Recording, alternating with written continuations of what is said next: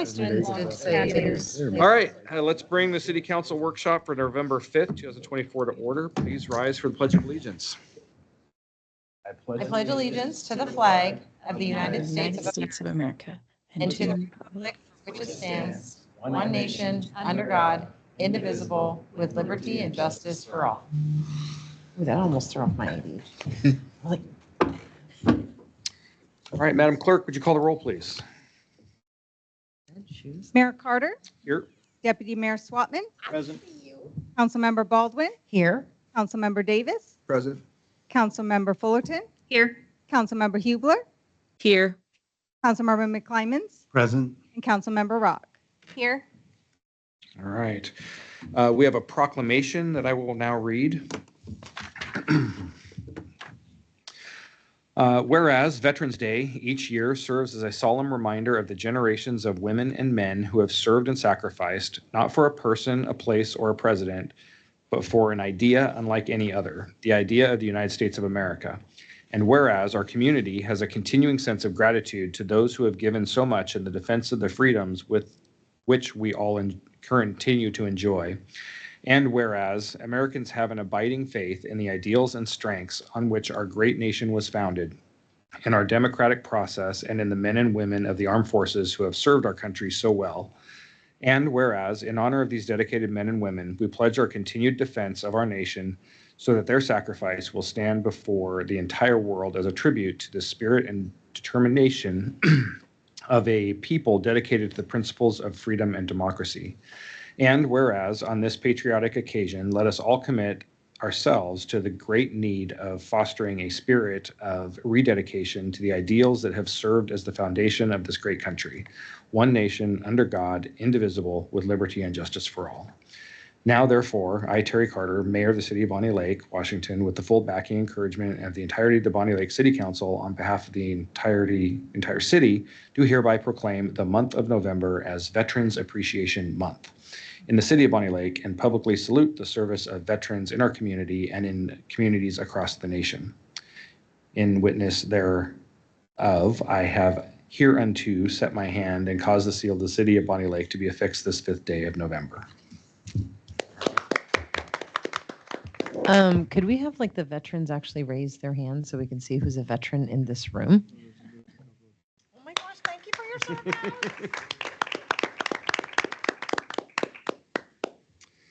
All right, we'll now do the review of council minutes. Councilmember Fullerton and Councilmember Hubler. I did not see any changes.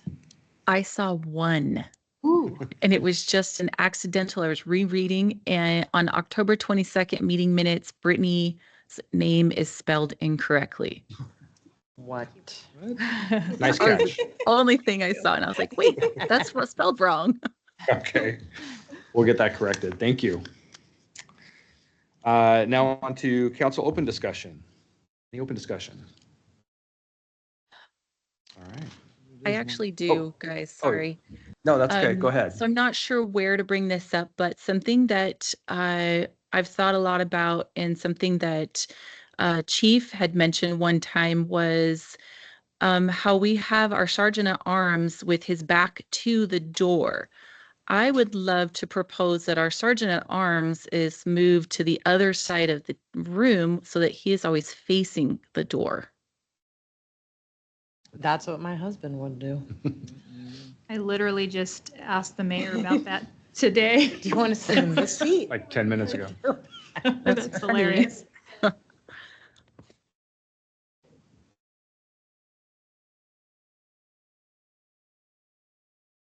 What is your on? preference? Well, I think, yeah, I think it it would needs be to be his preference. Preference from the chief. I'd like to speak like this. I'm very quick. I can move fast, but I Oh. would definitely love to see the door before someone comes through it. And I was just going to add, with the city attorney being a majority of the time remote, we have extra. Room now. All right. I think we can probably make that happen. Easily. Awesome. Easily. Awesome. Thank you. Any other open discussion? Is that you? Well, Councilmember Swatman? Thank you. Yeah. I know the council for note, we had a setup that the council previously gave the rec department an overage of $148,000 limit that they were working underneath. And, because finance committee's been watching that very closely, of course, and apparently they're not going to be able to meet that is what the word kind of is on the street, if you will. So, I just wanted to bring that up to the council because to me, I'm kind of like, we gave the department the ability to do whatever they needed to do under $148,000 overage. They're just going to apparently ignore it, basically, and go by it. So there you go. If the council wants to do something with it, they can. If they just want to ignore what the council directed, that's fine too. So check. What exactly can we do? I mean, is there measures that we can take and? Well, I don't know if to it's us, right? make In my sure that opinion, because We're, we made an official kind of motion or whatever to say that. And it's like, oh, okay, well, just, it doesn't bother me too much because I'm a big supporter of Parks and Rec, but it does bother me in the fact that we had other private contractors willing to do the same job. And I don't think that the city council should be in a position where they would hire a contractor for, $1,000 and they come back and say, oh, by the way, I'm going to bill you $1,500. And we're like, oh, okay, yeah, sure, we're going to pay you $1,500. So, when we have people willing to do the job for a set price and we told our other folks that we trust you to do the job for that particular price and they didn't do it or won't do it, then the council should consider their options, but that's up to the full council to kind of make those types of decisions. Just FYI. yeah, I do know that the rec department has made many efforts to get sponsorships through Pierce County Council. They got donations for sponsorship of the sports teams through the Lions Club to help cover the costs. And I know that they are working towards trying to get those costs covered. It's kind of maybe too little too late because that could have started clear back in January and it appears to have started in September. But yeah, I do feel like I don't really know how we can kind of put our foot down and be like, I thought we did though. That was we did we did. It was kind of like, okay. Yeah. Don't step over that line. And clearly they walked right over it and said, Yeah. hey, and I was like, okay, well. So do we start looking into the private sector or? I'm more concerned about what the council said, right? The council said, don't spend more than $148,000 over and that they supposedly are either have already went over it or will go over it. Yeah. I thought in our last finance committee meeting, Sherry said they would be much closer to the 148,000 by the end of this year because they have been working so hard at trying to get the costs down. And with the hiring of Alex into the actual position, it means no more overtime. So there was a lot of factors, and that's one thing Sherry even brought up. There was a lot of factors that made it so they were going over, and they've been working diligently trying to get their costs under control. So I feel like for me, I say we let them finish out this year because they are working so hard at trying to get it, and then go January 1st, this is your budget, and that's what you get. As long as they're close, I don't know how much, I mean, I'm sure Sherry can give us that number. I don't remember what the number was that she said. I'm here. I can speak to that. Go ahead, Sherry. So they feel that they will be about 14,000 over the 148. I ran some numbers. I believe it's going to be closer to 212. So about 60,000 over the 48. I do think they've made great strides. I think at the same meeting, John had mentioned that they were 297 the year prior. So it has gone down. So from 297 this year, I feel it's going to be closer to 212. And you're right. This isn't a situation next year that we really have the ability to go over what's been budgeted if the budget passes. As for, yes, I do believe they've made strides what the council chooses to do, I'm not sure. I think I'd defer to Jennifer on if there's anything the council could do that they kind of drew a line in the sand, or if that's just a disciplinary type of situation. I'm not sure. I've not dealt with this as in a budget before, so. There's a dotted line apparently. Maybe, The dotted line. Jennifer, are you able to advise council on this? If she's able to get on here. No, not another 15 minutes, 6 hours. Is she there?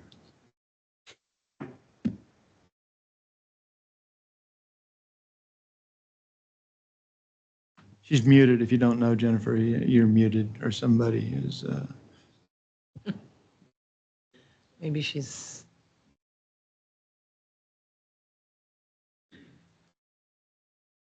Oh. My main point is I think that the council did say that. I just didn't want the council to be blindsided, right? Because I am a major proponent of Parks and Rec, but I'm also a major proponent of, telling people what to do and then doing what they said that they were going to do. And so there's the two aspects, right? I'm like, I wouldn't if my boss wouldn't let me spend over the amount, but. Councilmember Baldwin.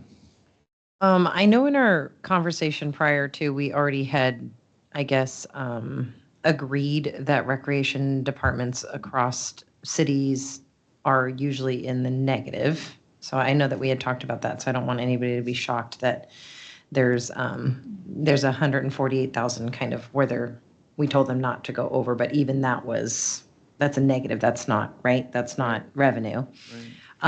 And so I guess my question then becomes I think the amount that they've already cut is fairly significant for the time that they were given. You're right, though. I do agree that if you have, but I also think that when maybe there wasn't a significant enough plan in place for them to, I guess cut it completely, because like the mayor recently had to cut things out of the budget, and you have to really cut things out. And so I guess my question then becomes, with the 60,000 that is projected to be over the 148,000, is there a plan in place, a solid plan by, I guess, the rec department or whoever decides that, to make it so that they meet the 148,000, dollar mark? Next year. Oh, there she is. Green looks good on you. Sorry, my mic and camera were disabled on your end. So Sadie fixed it for me. So really, if you have a department that's overspending, there's a few different things that council can do. One is you always have the authority, although this costs money, to audit any department of the city. Council has that power. You also can cut the spending in the future years, which would include potentially removing positions. So any disciplinary matters, to the extent that rises to that, I would want to not discuss in a council meeting, would certainly be happy to advise the city offline about that. But the council controls the purse strings. And if there's inadequate controls in one department, then I think your option is to direct that be fixed the next year. It's really up to the directors and the executive branch to make sure that the budget is implemented correctly. Thank you. Councilmember Baldwin.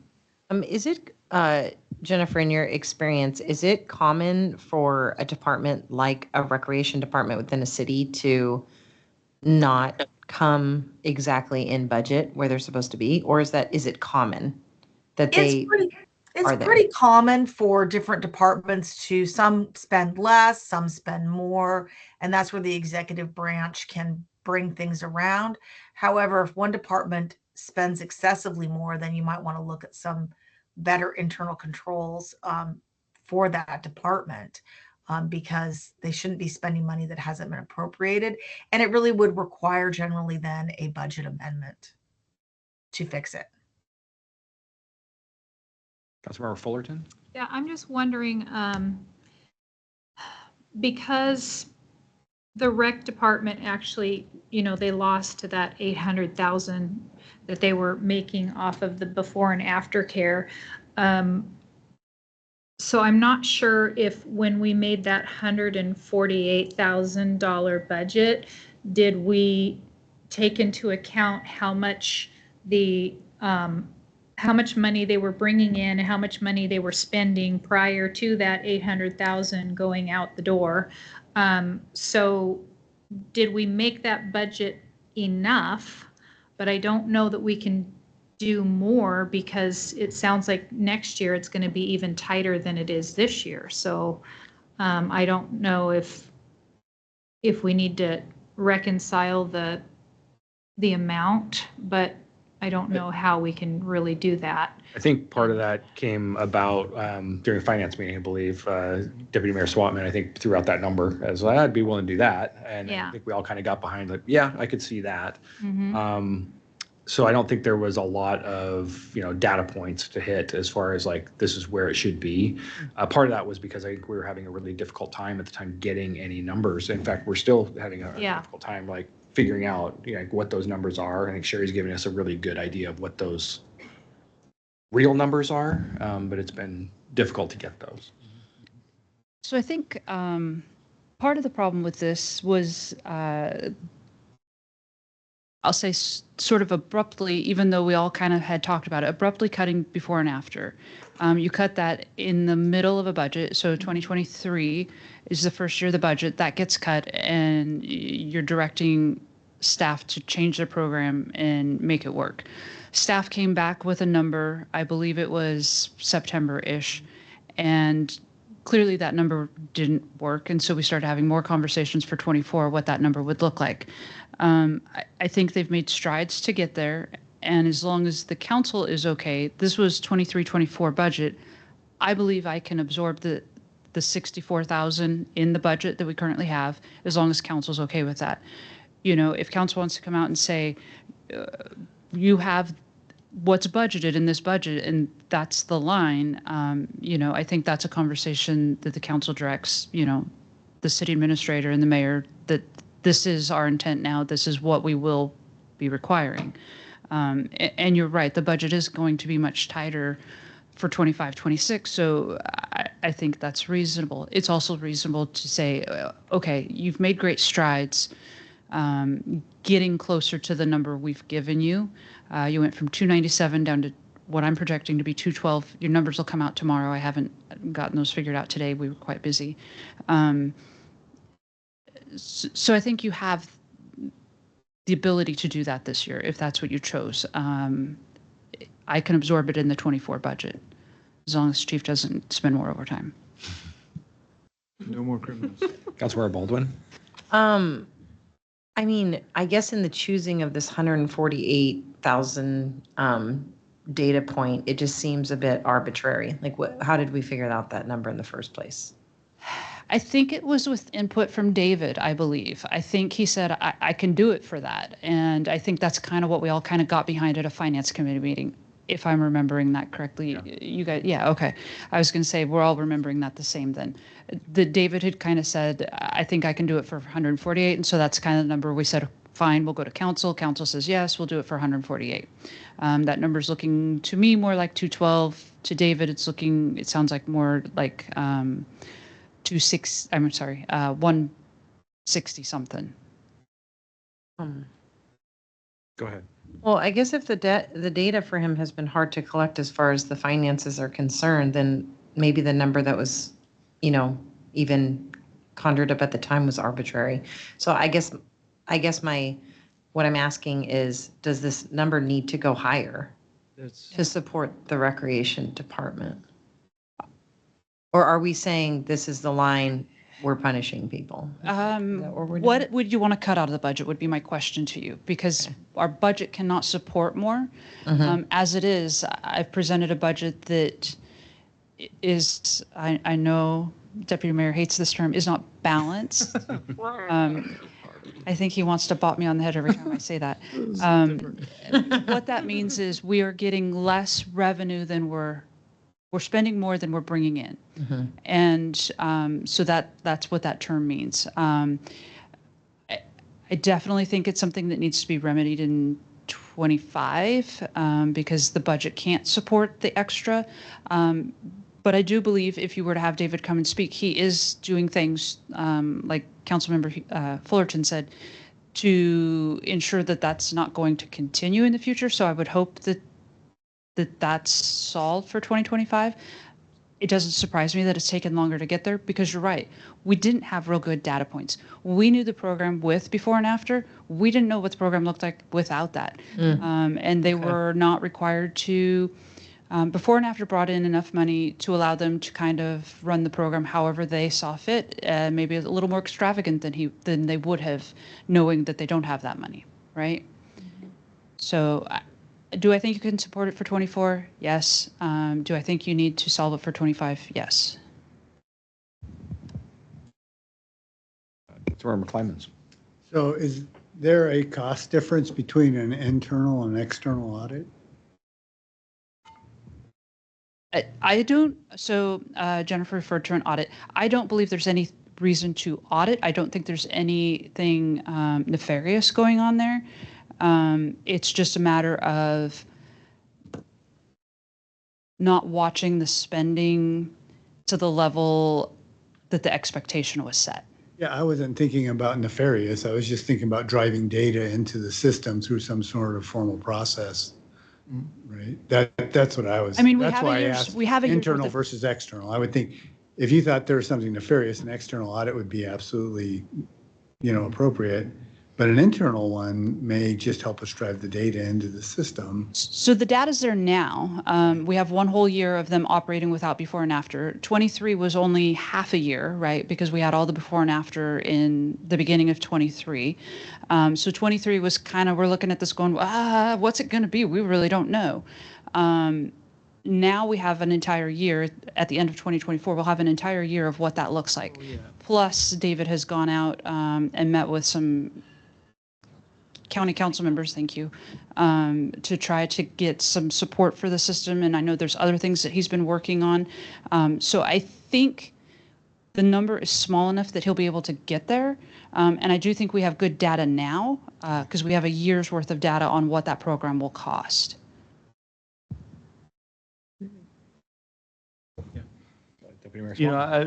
I don't even know how to correctly say it, actually. Because, we have a supervisor of the department, we have a director, or whatever you want to call him, probably not a director, it's technically a supervisor of the department, manager. Right? And that's what their job is, to do these things, to do the financial for us. That's what their job description is, right? So they're supposed to track all these costs and know all these things, and they came up with this for us. So there's not a lot of variables, albeit, you might think there is in the Parks and Rec type of thing, because if they create a program and they don't get the people to sign up for it, then they have to make decisions internally whether they want to run the programs or what have you. But basically, to me, the council set up an expectation of a budgetary expectation, and that's what we do, and say, we love Parks and Rec, and we want it done for this amount of money. Check. And the people that were doing it weren't very good at meeting our expectations. So I think that's kind of the bottom line of that type of thing. Because again, I love David's work. I love what they're doing over there. I think it's a core value of the city. But it's like, man, it's a miss. So I don't want to see it go away. I want to have us start a really strong Parks and Rec program. But I really don't want to have a wishy-washy thing where it's like, oh well, we could go over the budget. They didn't do anything to us last year, but so yeah, it's a two-edged sword for me. Parks and Rec, super important. Want it done for what the council expects it to be done for, right? Right. Councilmember Fullerton. Yeah, since we do have the difference between your numbers and David's numbers, is it possible that we could give them some type of a software program if they're not using one that would help them, like literally daily, weekly, monthly, keep track of their budget so that they can make sure that, with each sport or each quarter, they're on budget or on track to meet their budget? So the difference is a projection, right? This is not David's expertise. It's my expertise, right? So when David comes back and says, I think I'm going to be $14,000 off to the mayor and the city administrator's secretary, what do you think? Because that's my expertise, right? Mm-hmm. I've been doing it for over 20 years. I said, it's close, but I feel like it's going to be a little bit more than that. I'll be curious to see. Maybe he's got some things happening that I wasn't quite aware of. He was on vacation when I went over these numbers. Maybe he will be 14,000. I hope he will. Tomorrow, when I run the numbers, I'll have a better feel. But I just, from the projections I had seen and the trajectory we were on, I didn't see it happening the way that he did. But he was on vacation, so I couldn't ask him if he knew something different than I did. So it's not about the system. It's about, I truly, even though they're managers, they manage the department, I truly wouldn't expect anybody in here to be able to project a program, a first-time year program, not knowing what's going on and where they're going to end up. Does that help? Yeah. They have access to the same information. Right. And I don't know if it helps council at all.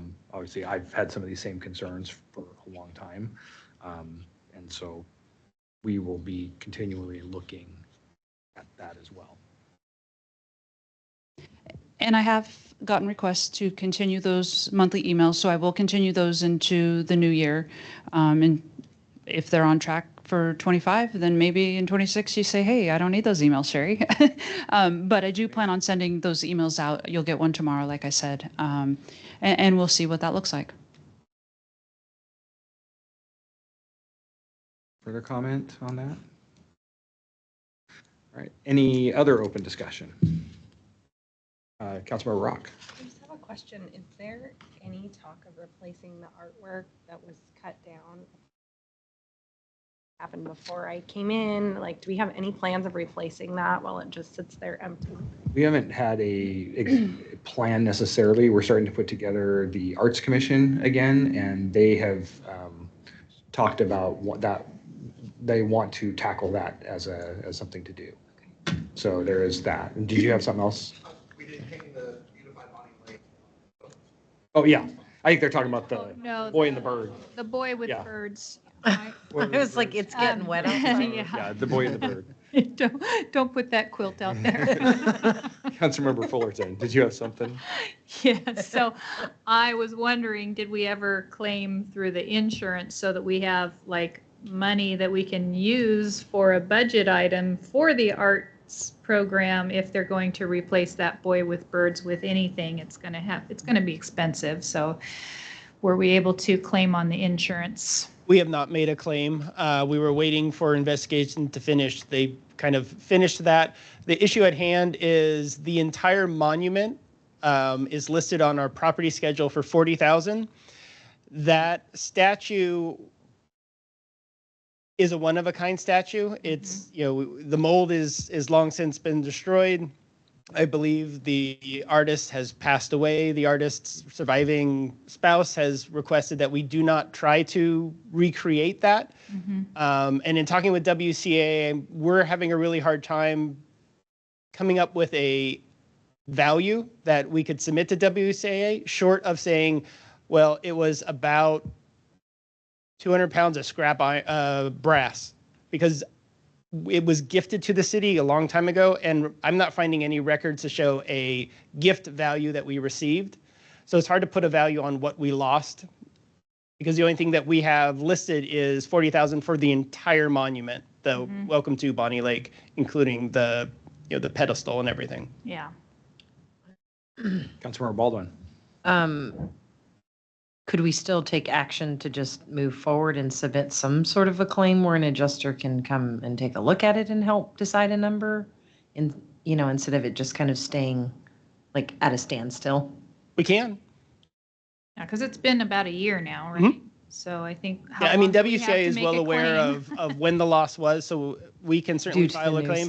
It does go against our loss run if we file a claim. So yes, if we get, 2,000 or 5,000 or 10,000, it does go against a loss. So our future annual payments may go up, not much, because it's in the realm of everything that's a tiny loss, but it does affect our future. The premiums or whatever. Okay. What do you guys want them to do in regards to this artwork? I think you don't file a claim, wait and see what someone sense and what it's going to cost. We don't even know what the insurance company would. I think your mic is not on or something. Sorry. Oh, okay. Oh, there you are. Sorry. My opinion would be to just wait and see what artwork they bring forward, what the cost of that artwork is going to be. Because if we're running a risk of increasing our insurance rates for who knows how long and issuing a claim, it may not be worth it. We don't know what they're going to give us for it. Who is going to come forward with something though? The Arts Commission. Oh, there As is. far as, I think she's talking about okay. anything new that goes up there. Oh, gotcha. Yeah, because I don't even think they meet right now. They don't. Okay. Can we put an ad out and just say, we need a piece of artwork here. We would love for citizens to submit different options. Like, it doesn't have to be through a committee. Yeah. I think there's got to be citizens that are artists that would love to see their art up there on display. And I'm sure we're going to get all sorts of crazy things, but Yeah. it would be worth exploring that option where someone would be passionate and willing and wanting to do it, to display their artwork. Yeah, I agree with that too. I love that. Yeah. Competition. I agree. Yeah. I agree with that. Get a citizen, and then we can either have the Arts Commission meet and judge the pictures or the art that comes in, or we can do that as a council. Huh? No, not outside. So just in regards to the Arts Commission, they were not meeting, right, for quite a while, and I was about to kill it, basically, because it kind of died on the vine, essentially. And I was approached by a former member, or a current member, I guess, who wanted to keep it going and believed she could get people to actually show up. There was some internal stuff, I think, that happened during COVID that made things difficult, and so they are apparently ready to go. I had a meeting with at least 3 of them, a week and a half ago, 2 weeks ago, that they want to get back up and running. So now we're just trying to figure out who's going to oversee that and make that whole thing kind of work. So they expressed a lot of interest in getting this thing done. So I think it kind of fits what they do, right? So it would make sense for them to do that, and they have a passion for that. If council wants to. Do they have a plan? Well, they haven't met yet, right? So. Well, and when's yeah. their first meeting, and are they going to discuss That's- this, and when are yeah. they going to look to get it resolved? Yeah. Yeah, so I just met with them a couple weeks ago, and so I think we can get something going. They're excited to get going as soon as possible. Well, then they could come up with the competition. I think I love the idea of letting the citizens create something to put up there. Since it was a citizen that created it and donated the artwork before. Sherry, the question would be, if we ended up needing to purchase that, would we be able to use ending fund balance for that? Would that be as a one-time purchase? Would we, hopefully we can make something reasonable, but would that be okay? Yeah, absolutely. That's council's choice. I agree with you, Councilmember Rock. I think that there are probably people out there that would be willing to donate something again, so it might not even cost. Yeah. All right. Any further discussion? Okay. Thank you. We'll now move on to discussion items. First discussion item is utility tax. I'll hand the floor over to Sherry Ryerson. What's this about? No, I'm kidding. I'm kidding. No, I'm going to try to be fast because I know people are wanting to get out of here tonight. It's election night. I get that. So we talked about utility tax about, I want to say a month ago, and there were some questions about whether or not we should be charging out Tacoma and Valley. I reached out to Jennifer, and she sent me a letter that she had sent to the council when we talked about this issue last year when Auburn started to tax us.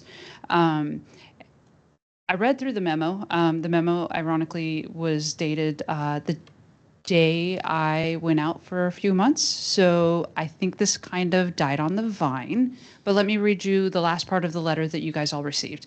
It says, finally. Excuse me, Sherry. That's Yes. a attorney-client privileged memo.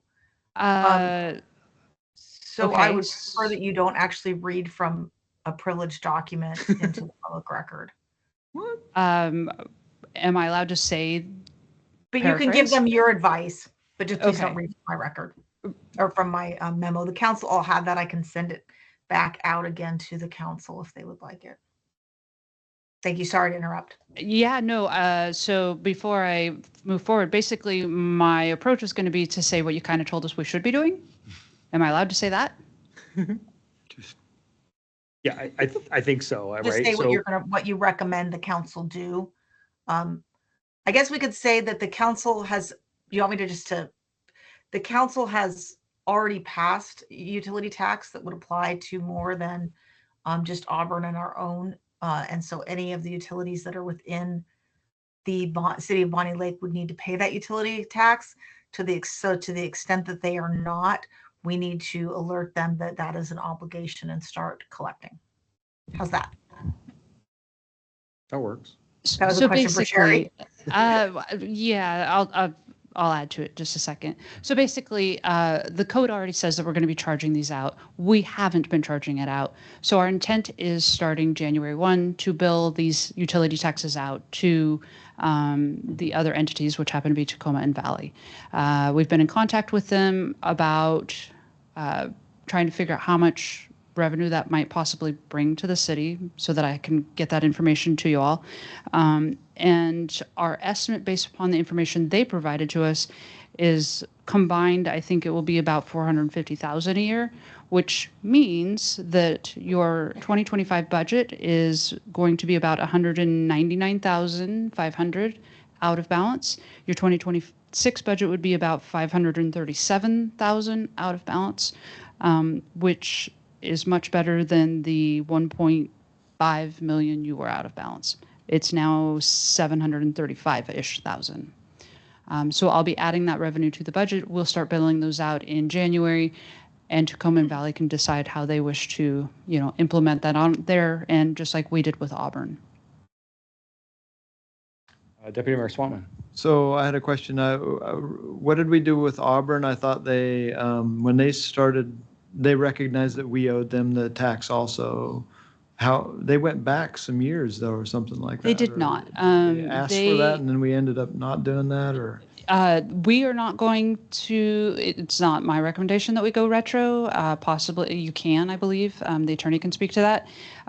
But they did not go retro on us. They said, hey, this has been on the books for many years, and we're going to start charging you starting X date. Yeah, okay, cool.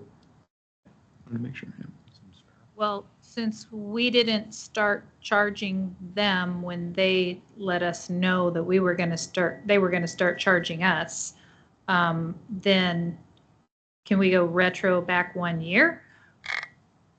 Different entities. It's not So Auburn, yeah. Auburn charged They're us. passing We're, along a- yeah, yeah, we're charging Okay. they're just Tacoma passing. and Valley. Okay. So it was kind of, a gentleman's agreement between all the cities. Nobody charged the other cities for utility tax. Now all the cities are starting to charge the other cities for the utility tax. Okay. Because they're That's, being Trying to get money somewhere. Do we have to wait till January? We don't. I can certainly, if the council prefers, we can certainly notify them tomorrow that, but it would be my preference to give them a little bit of notice. Their first quarter would be due April 15th. That gives them time to kind of, figure out what they're going to do. And we would plan on sending out those notices tomorrow to them so that they do have a little bit more time. Well, yeah, but you're still talking a lot of money. Yeah. Supposedly. Yeah. Yep. Based upon the information we did through a records request, that's the estimate. So as long as that stands true, correct. Or something, right? 450 divided by 12. I'm opting for doing it as soon as we possibly can, and up to staff to implement that. Well, maybe December 1st.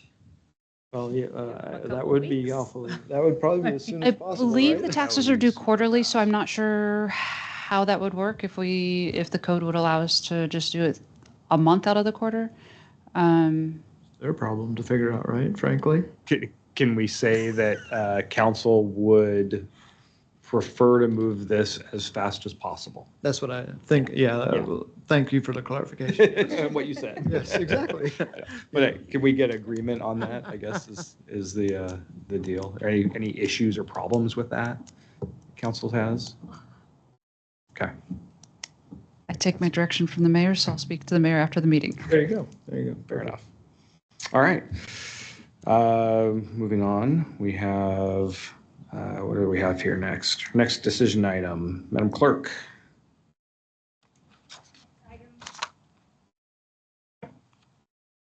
Maybe.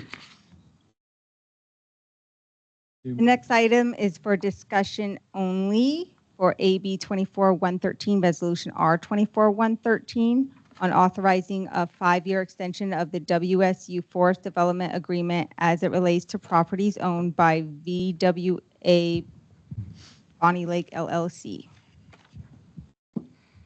So this, I'll just put this out really quickly. This is not to deal with the Tarragon site that we talked with, the 18-month extension before. This is to deal with the commercial area. We did realize that we had forgotten to put a map in the packet, so we did print one out and put it on your tables tonight.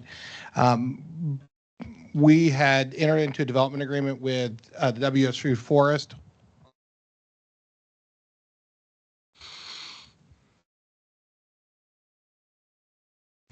Back in 2009, it's set to expire later this year. Visconsi, through their LLC, which is VWA Bonnie Lake LLC Properties. Hey, Jason, sorry. Because Councilmember Hubler doesn't have a map, could you just describe the property with that real quick? So the I properties actually know, sorry, Jason, Okay. for me, you don't have to, because I actually know exactly which one you're talking about. Oh, perfect. Thank you, though. So they purchased about 40% of what was the commercial area. So that's pretty much everything except for the Costco site that's shown on your map.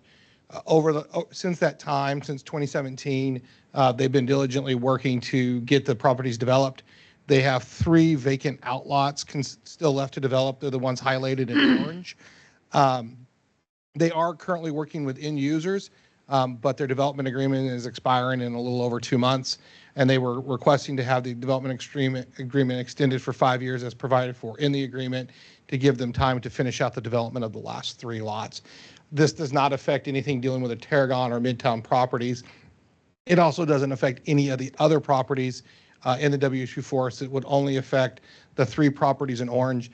And this is due to an amendment the council passed years ago that said when you do the amendment, it's only for the affected properties that requested the amendment. So Tarragon's amendment would be for 18 months. Visconsi's would be for 5 years. Any question? Deputy Mayor Swatman. Oh, and what type, I guess why, right? What type of, why do they care? Well, they've been building their performas and negotiation with end users based on the surety that's provided for in the agreement, plus the incentives that are included in the agreement. Once the agreement is expired, though, that certainty, that framework that they've been developing with kind of expires, and they would have to figure out how to do their projects under the new code. We don't know what that impact would look like because the codes are vastly different. And so in order to provide consistency in that development platform, they're wanting to have the development agreement extension so they can finish out these last 3 lots. I don't understand the difference then, the delta between what they, because they have, what would they be looking at? It's because the building codes are the building codes when they build it, right? It's the landscaping code. It's some of the incentives that got built into the code. It's how the stormwater is handled. There are a number of differences between the 2 codes, and there's also incentives and credits that were negotiated as part of a development agreement with Visconsi when they built when they started building this out, this development. Once the agreement expires, all of those credits and incentives also disappear because the agreement is no longer valid. So for me, it's kind of hard to understand, kind of where they're at now and what the problem is, because we're talking commercial. So it's from one commercial entity to the next commercial entity. And they have a given set of rights today under this agreement that has that amount of money associated with it, basically. And they're wanting to keep that, but it's unclear to me why. And then why would we want to give it to them if it cost them today, if they develop today, $1 million worth of fees to the city, but they know that if they develop in 2005 without the agreement, it's going to cost them We don't know. We haven't ran that analysis. So you're asking me as a council member to say, to give away millions of dollars worth of benefit to a developer for an unclear reason is why I'm struggling. I don't know if it's millions of dollars that we'd be giving away. That's what There would be a delta, but the risk is that you also lose the end user that's getting ready to start submitting permits for the construction of buildings on those sites, and they could remain fallow, and that tax loss that you would experience. It's also an unknown because we don't know what will happen if the development agreement expires. We do have Sean Juris from the Visconsi company here. He can answer more specific questions, but that's the other side of it is they do have end users in mind. We do have the design review approved for the orange lot that's along 410. That permit would no longer be valid. The person who submitted it would have to reapply. We would have to re-review it and make sure it met all of today's standards, which may or mean that project doesn't go forward. Additionally, they have end users in mind and are trying to get everybody signed on the dotted line for the other orange lot, and we may lose those end users as well. So there's some risk and uncertainty, and I've got Sean. He could probably provide more of the number specifics. That would help me understand what the difference is here, because I'm very unclear on why there's a reason, what the difference is. For us, it's to provide certainty for a project that we've been working on for 7 years. We've been marching through this project for 7 years. We've got a framework for how the projects are getting built, the development, how the buildings are getting built out, which is providing end users to come into the system. Once we remove the development agreement, we basically start over from scratch, and we don't know if the project can continue at that point. But Sean, once you provide a little bit more, elaborate a little bit more. Sure. Yeah. Obviously, the main and thank you for considering this today. We appreciate it. The main goal is that we end up with a development that is cohesive. As Jason mentioned, there's only 3 parcels that are remaining that have not been developed, and we want to make sure that everything fits in a cohesive manner, specifically from the landscaping perspective. And if you take a look at the 3 remaining parcels, lot 3 to the north, as Jason mentioned, that is in for building permit. So that likely is moving forward. But in this day and age, we have seen projects that where we have signed leases and then last minute people are backing out. So from a financial perspective, and then for lot 7 and 8, just so you guys are aware, as Jason mentioned, we're in the process of pricing out for a 10,000 square foot building, and we have a pretty good site plan that's been worked out. So assuming analysis comes back well there, we'll be moving forward with our final plans there. I mean, you're talking about financially, really, they're incentive wise, we've really, I think the last remaining probably incentive would be with the TIF credit that we've been working through, and there's really about 100,000 left in that,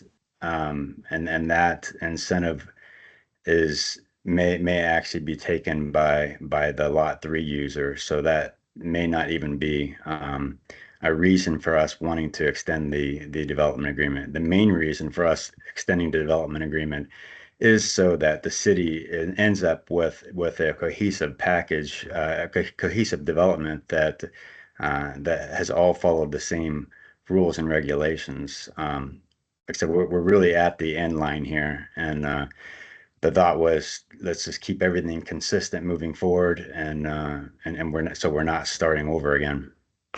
And I think the other incentive isn't an incentive that the city would lose any money. I think Sean's right. The last kind of credit we have is about $100,000 on the TIF. Mm-hmm. So that's the thing that we would lose if we don't let the agreement expire. The other incentive that they get to maintain is how the stormwater is dealt with, because it's still vested to the 09 stormwater manual. If the development agreement expires, then they would have to come in to comply with the new manual. That's not any kind of money or financial give up that we give. It's just an increased development cost to the developer because the standards are higher now than they were in 09. Councilmember Baldwin. I don't know that I would want to do anything that would cause this, project to slow down or not be cohesive or anything like that. And so I'm okay with this. Yeah, that would be my thoughts. Councilmember Fullerton. Yeah, so we have different commercial businesses that are actually looking to build there, right? So this is actually going to bring in income to the city. So we're kind of slowing down the tax revenue that could be coming in if we kind of don't extend this, I would say. The building, the lot that's the orange lot that Sean referred to as Lot 3 is in for design review and building permits, and it's for two restaurant establishments or spaces and one medical office. So there is definitely both retail sales tax and property tax. I think the current thought for the other one is 4 different kind of restaurant type establishments, eateries. Right. So there would be additional sales tax and property tax that the city would realize as those projects come on. Okay, so then you mentioned the 2009 versus the 2024 sewer. Stormwater. Stormwater. Yeah. So, is that going to be a problem if they build something brand new in 2024, but they're using standards from 2009, and then the standards have increased? Is that going to be something that's going to have to be fixed later on, or can we tell them, hey, you need to be up to date because we all know what's happening now. We're having to improve things that were built years and years ago. And so if we're using a, backward standard that's 20 years old almost, This is where it gets kind of weird. The biggest change in the manual that I would think that would affect the development is it's not around treatment, because it's not around treatment. It's not around detention. What it is around is there is in the new manual, you're required to keep all of your stormwater on site, which means that the stormwater that's currently flowing to the regional pond would have to stay on site, which means they have to build on those little lots stormwater vaults and then discharge to the MS4 system versus discharging to the regional stormwater pond that Visconsi built when we did the development. Okay. That's one of the biggest changes between the 09 stormwater But codes. is this going to be an expense that's going to affect those businesses, 10 years down the road or 5 years down the road? And we're going to be like, oh, sorry, you should have built a vault, No, because the city maintains the regional stormwater pond. Okay, so we're not going to be hurting anybody by expanding this and then allowing them to use different, the older standards. No, and this is a stormwater issue, so it's not the same concern that we have with the sewer issues, but they would have to meet the pretreatment for restaurants, which is the FOG program. Okay, well, I'm thinking I'm okay with this. I think it's a good idea. We want to make sure that we can be as productive as possible and be business friendly. Councilmember McClymans. Does the prohibition against self-storage apply to these lots? Let me say this. It will once the development agreement expires. But it doesn't now. It does not now. Oh. Unless Sean is willing to allow me to insert something in the extension that says no more self-storage facilities will be built within the complex. I'll make that motion. Yeah. You already have one right there. Right. Yeah. If that was the deciding factor, I don't foresee that as an issue. There's no plans, obviously, right now for any additional storage facilities out there. Car washes and self-storage. Can we make that amendment then? That'd be great. If there's enough nods and Sean Coffee. nods, I'll just, Maybe another. when the resolution comes back for a vote, it'll also include an amendment to the development agreement to say that the XY use is prohibited on the site. Seeing That's a fine. nod from John, that's good. Councilmember Rock? We got some. Okay, slightly off topic, but what is the plan once the space is filled with businesses for the traffic on 204th? Because it is already nearly impossible to take a left-hand turn from the Costco gas station, that first exit out onto 204. Right here. What is the plan for that? We had some concerns about that when it was developed. We do need a round. The conversation that I had with the city engineer at that time was if it became a problem, It's a problem. the only real solution, which we would implement at the time it becomes a problem, is to restrict left outs. And so it'd be a right in, right out only onto 98. Can we do a roundabout there? Not without doing lots of condemnation. There's not space. So would you be able to take a left-hand turn out of the Costco parking lot at all? You would at 100, down at where the 100th intersection is, or down at one of the other driveway entrances, Okay, or you would have to loop around the building and go out onto South Prairie. okay. That would be, yeah, that would be the only real solution. We had discussed whether or not to restrict that left-hand out when we initially opened the project, and there was lots of pushback and fight, but since it's a public road, that could be something that could be instituted. There's some sort of C curbing that prevents all lefts out at that intersection, and everything is a right in, right out. Okay. Councilmember Baldwin? Did Visconti build these other surrounding businesses right here as well? Um, Or at least the structures? They built the Chipotle and the Crumble Cookie building. They contracted with and sold the site that became the Chick-fil-A. And then they also sold to Dr. John, who built the chiropractic. Yes. They're selling the lot for the other two lots that aren't highlighted. One was sold to a daycare that's in permitting currently right now. Okay. We're working on fees and getting the permits completed. And then, of course, the PSI storage facility right at the end. It's a great area there, so. Yeah, hopefully we can get some restaurants that aren't Din all Tai Fung, chains. please. Din Tai Fung. I vote Asian food. Okay.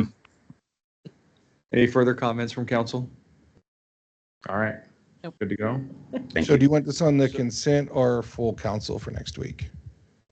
Deputy Mayor? Consent's fine with that amendment, I take it. It's amenable, yeah. We will get the amendment inserted. Thank you. Gotta make sure that's. All right, we'll now move on to the decision cards. I'll hand the floor over to Ms. Ryerson. Oh, okay. So I want to be clear. These 5 decision cards, with the exception of the copiers, will add to your yearly budget year after year. They do have a reoccurring factor to them. So please remember that it's general fund, all 5 of them. The only one that doesn't have the reoccurring component would be the copier replacements. So this is the Chuck show. So I will just actually turn it over to Chuck and we'll start with the network switch. Okay, so the first one is network switch replacement decision card. This is basically replacing most of the city's network switches. Majority of the switches in this particular building are original to this building, and this building's getting a fair bit old. The Cisco switches have reached technically their end of life, but they're also reaching that magical end of support, which means I cannot pay Cisco for support, which means if one of the switch goes down, I do not get a replacement, which means part of the building is down until I then go through the process to buy one, which I don't have budget for. So this project is basically taking all of our older switches, replacing them all at once, putting them under a Meraki license, which does reduce the reoccurring cost, because Meraki reoccurring costs, which includes support, is a lot less than Cisco SmartNet, which is what we're paying with a lot of our switches now. So what it also does is it adds a Meraki license to the existing switches that we currently have. So it brings down my cost. I won't be paying Cisco SmartNet anymore. We're paying for the Meraki licenses. basically the big thing about Meraki licenses is it allows me to manage all these switches up in the cloud, as opposed to having to either do an SSH or a telnet to a switch or walk in and go to the switch and plug into it to make updates and changes. Are there any questions about this decision card? So it's actually going to be yearly. It'll be less cost than what we're paying the present Yes. one? 3,000 Yes. annual cost. Yeah, so the reoccurring cost on this decision card is about $3,000 a year. What's our current cost of support with the Cisco ones now? For the ones that I still can get support on, I'm looking around $6,500 a year. So we're reducing that reoccurring cost. I'm not a techie person, so what is the switches do?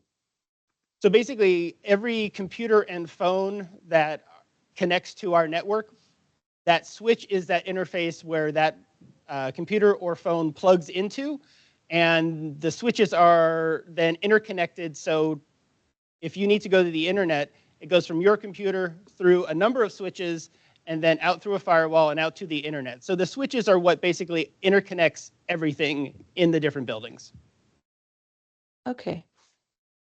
This includes public safety, public works, and the Justice Center? It does. Have you looked Public at safety public services are new. So for those switches, it's just adding the Meraki license and removing the Cisco SmartNet for next year. And we're all Cisco now? We are. For switching, yes. Have you looked at Ruckus at all? I have. Okay. And this is also all on the NASPO contract pricing, which is the National Association of State Procurement. So it's not just Washington, it's a national procurement contract for government. So I changed my mind on this. This is not then reoccurring because actually the recurring cost is less than what we're currently budgeting. Trying to save you money. Yeah, I appreciate it. So this is a one-time cost, is how I would see that. Well, you were already budgeting 6,000, so it'll be 3,000. So it's a one-time cost in my budget brain. So looking for thumbs up, thumbs down, thumbs up. Okay, this one's a yes. Got it. Next, he's got the managed detect/response service. This one is reoccurring per year at about 50,000. Yeah, so a couple of years ago, I worked with a nonprofit called Pisces International. It's actually it's nonprofit. It's run by a local cybersecurity organization, but it's really meant to train and help students get some real firsthand experience in cybersecurity. And it is only for, right now, government agencies that are under a certain size. So we have to be under 150 end users, although there's a little bit of allowance there. They put on a collector into our network. It does not collect any of our data. It is only pulling the metadata. So it's the information about the information, where things are going, what ports. And then that information is sent to Pisces International. It is a kind of, when the students have time, they review, they run it through software platforms. Any suspected hits, I get an email saying, hey, we had this guy from Belgium trying to use this kind of exploit. It was unsuccessful, but you might want to block that IP address. We have good weeks where we don't get any emails. We have some weeks where you get 3 or 4. We always block whatever IP address that someone has tried to attack us on. We also do some geo fencing. So if you're in Japan, you can't get to any of our systems. We just block all of Asia and other areas. But that is not 24/7. That's not current. That's old data. So if something actually did happen and something did infiltrate our systems, I won't know about it probably until about a week. If nothing happens, that's obvious. This decision card is for a managed detect and response service through Critical Insights, which runs Pisces International. It was founded by the CIO of Seattle after he left and went back into the private sector. Many cities around Washington and across the country use Critical Insights. Sumner is one of the local agencies that have used Critical Insights for MDR for quite a while. So this would be not only local, but also our cloud presence. So you have approved our migration to Tyler Technologies in the cloud. That's in AWS. That would include that. It includes our Office 365 or Microsoft 365 cloud presence as well. So what it really does, it gives us the ability for our outsourcing that managing what's happening on the network or any kind of thing that happens. It goes through their software platforms first. If something is flagged, it goes to one of their analysts 24/7. If their analyst agrees that, yes, this is an issue, they actually have the ability to turn off either a port or shut down a computer to stop something from happening. And I find out we have a playbook which says, under what circumstances, hey, am I waking up for this? Or is it letting me know through an email? But basically, that's what this is. It is $50,000 a year. Councilmember Baldwin. Okay. I want to make sure I heard you right. You're saying that we want to hire students. I'm sorry, no.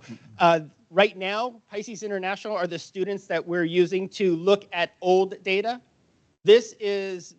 Why are we saying students? I'm trying to figure out who are the students. These are students in cybersecurity schools like UW. Okay, like legitimate legit students. Yes. Okay, so but I feel like I 8th graders. right. No, right. I feel like I am Although hearing they you probably correctly. could do it. We're hiring students to provide 24/7 cybersecurity services. Sorry, I'm not differentiating. That's what right now we're using that. That is completely free to us through Pisces International. Okay, those are we're students. saying that's great, but that's not giving us up-to-date, real-time information if something happens. Is which this is what Critical government Insights, normally which does? is a for-profit business, is what I'd like us to move to. Yeah, no, I think it sounds great. Would you like to move to? I think I'm surprised that government is, you know what I mean?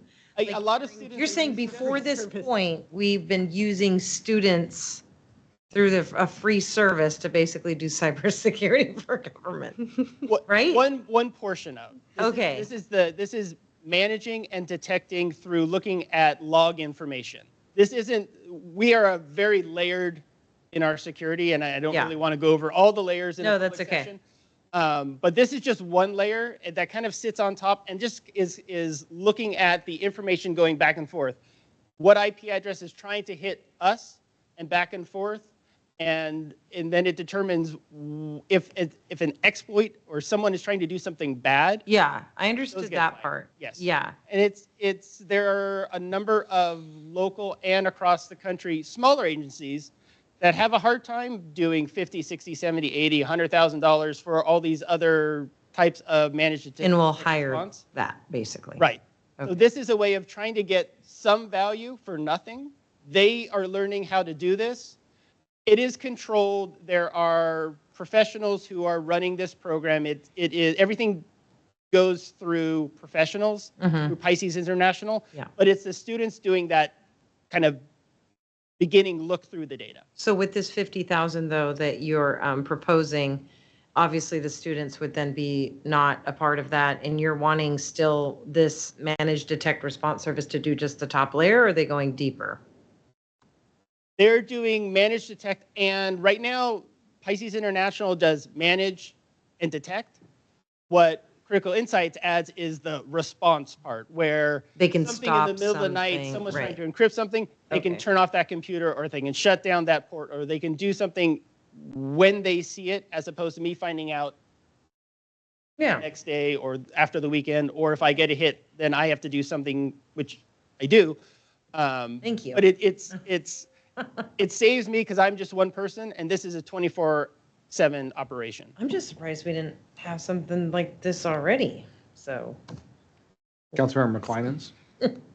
So does our insurance cover cyber incidents?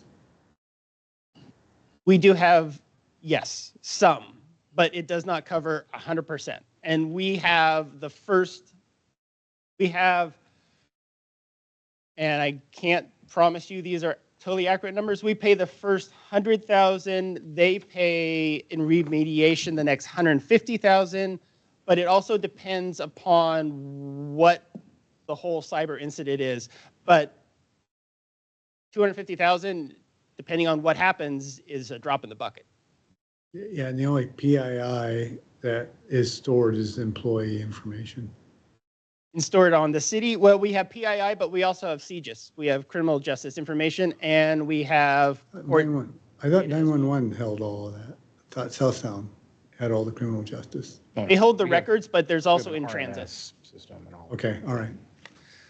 Councilmember Baldwin. Again, I don't disagree with this, but in looking at the recurring annual cost being 50,000 each year, is there like a plan for that not to be, like how is that going to get paid for year after year? It becomes part of the budget. So, well, if approved. So these are bigger conversations that we have to have before the next budget process in 2027. When we talked about the budget, kind of, for lack of a better term, we kind of called it a budget 101, but it was the initial budget discussion that we had. There are some ideas and things we need to talk about in the future and how to be able to continue the level of service that we currently have.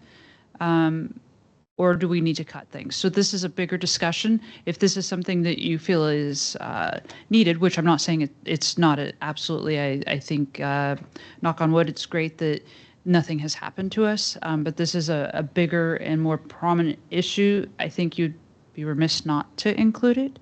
But yes, we do have to have a bigger budget discussion before the next budget because you are spending down fund balance for this budget cycle. I will throw out, I don't know if everybody's aware, last couple of days, was it Jabs and Jills and all that kind of stuff, all criminal justice court systems have gone down. And we don't have an estimated time when they will be up because of something, and we can't say what it is yet because nobody's told us, but there's, rumors of what things could be or whatnot, like this, a cybersecurity type. I've heard 2 to 3 weeks to get AOCs back to allowing agencies to connect. So right now, we're having hard time running court because the software platforms that we connect to the state with are not available. Yeah, court's back to the 70s, basically, print. Nice. So anyway, that just throwing that out there, it's kind of timely. I think for $50,000, it's a minimal cost for a lot more protection. And again, you already have a budget discussion that has to be had. You're 200,000 in the hole for 2025 and about 550,000 for 2026. So we already have to have a larger discussion. So doesn't this make that budget hole bigger though, right? It does. Yep. It does, yeah. Yeah. So does all of the things that you've already approved that come out of the general fund, such as the Munis project, right? Those are also going to add to making that number look like it's bigger. Well, I agree with this. Is very important type of an aspect. It's one of those things we always have to do. But, it's that risk scenario. Why would the council be this appears to be something that's very important. Why are we asked to add it on as opposed to, we don't have a listing of all the rest of the stuff that it's like, well, really, those jackets were that important. This is important as opposed to a bunch of the other things that we don't see in the budget. This is a brand new program, so that's why it's his company. Oh, it's one of one of those types of things, but you would think, okay, so the council's kind of being asked to accept a larger deficit or imbalance. Right. Okay, thank you. Councilmember Davis? Yeah, and I was just going to say, I think this is very important because as we know, cybersecurity, it's not, cyber threats are not going to be getting less. They're going to be getting more in the future from what we see going on. So adding this now, another more diligent layer of protection, I think could actually end up saving us money in the long run if something were to happen. I know it's a risk management situation, but I think those risks are only going to be elevated over the coming years. So to be able to find the money in the budget in the future would be probably advantageous for us to do. So. Councilmember McClymons? I think Councilmember Hubler's hand. Oh, apparently Councilmember Hubler's had her hand up. Go Sorry. ahead. Is there any chance that when we switch over to the new system, the for Munis or whatever it's called, is that going to have any cybersecurity built into it? It does. I mean, it is built into AWS, so there is some features, but these are kind of apples and oranges. These aren't similar products. Okay. Councilmember McClymons? I have two questions. One, Munis is in GovCloud, correct? Yes. Okay, all right. And that was like, did you say that was like an IL4, IL5? Do you know? You'd have to look it up again. Okay. And then the SCADA system, is that covered by this? Yes. It would pick that up as well. Oh, that's good. Councilmember Baldwin? Since there seems to be a larger conversation that has to happen with the budget, and I would agree with Councilmember Swatman in, the ask of like, oh, well, that's asking us basically to create even a deeper hole. And again, I do support this kind of thing, but the fact that it is recurring every year, 50,000, and it's not a line item is a little concerning to me. And I would prefer that there's already a conversation that's being had beforehand, maybe with the mayor or something like that, before we just say, yep, let's do it. And so that's kind of where I'm at with it right now. Like creating a line item or I don't know. I just feel like they have to have a conversation. That's what it sounds like to me anyway. Well, did you already have a conversation with Chuck, and that's one of the reasons why we're bringing a decision card forward? Yeah, so in years past, the city has brought in more revenue than they have spent per year. And so there was always kind of like a buffer, if you will, of, hey, we have this much extra in the budget, say $400,000 or something. Hey, council, these are the decision cards that have come forward. Which do you prefer? And the council had the same choices they have right now. The difference is we don't have that buffer. The mayor did cut quite a bit out of the budget, like I mentioned a few meetings back. Without cutting staff, he couldn't get to a zero deficit. So we're at the point where we're going to have tough conversations about what that looks like to the council in the future. Do you want us to look at cutting people? Do you want us to look at increasing the cost of services? Do you want to implement other taxes? Do you want to go out for a public safety tax? There are options that I had presented in the discussion we had a few weeks, I think about a month ago now. Those are conversations we're going to have. So anything that is getting approved is coming out of our ending fund balance, which we have plenty of. We've been saving for this rainy day. We're at that rainy day, and I'm saying we have some time. This is not concerning to me as your CFO of the city and as a CPA. I'm not concerned that we're spending a little bit, as long as we're looking at 2027 saying, what are we going to do to fix this for 2027? Because we can't continue doing this. We can't continue to spend down our savings on items that should be paid for with ongoing revenues, right? Ongoing revenues should pay for, ongoing current expenditures, not one time. But then also the next decision card is going to be another Absolutely ongoing expense. Yep. So we're adding to that budget yet again. If you choose to approve it, absolutely. Yeah. So. Because you're, in my mind, I agree 100% with what Sherry's talking about, but you have to watch because in my mind, you're setting yourself up to having to do those things you may not want to do, right? Mm-hmm. So if you're thinking down the road, you're looking down the horizon, you're saying, well, business and occupation tax is something I don't want to get near, that you continually do these things that set you up that you almost are forced in a position to have to do those things. Because when I say Parks and Rec, I say 148, that's all you got. And then the council's like, yeah, well, so what? They spent 212, no big deal. There's a little bit of a delta between 148 and 212. What is that, folks? That's like some money that you could have spent on your security sensor and you would have been like flat. So, keep an eye on those things because I've seen over time periods where, they're putting you in, your decisions are putting you in a spot where you're going to, make things happen that you wouldn't necessarily want. Because I think there are some, like the public safety taxes, I think is a huge discussion that I think is very important. And I think there's a lot of reasons to do that.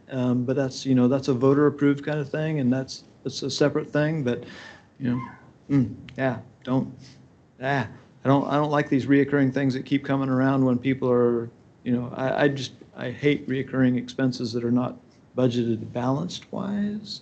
So. Well, that's a big ticket item too.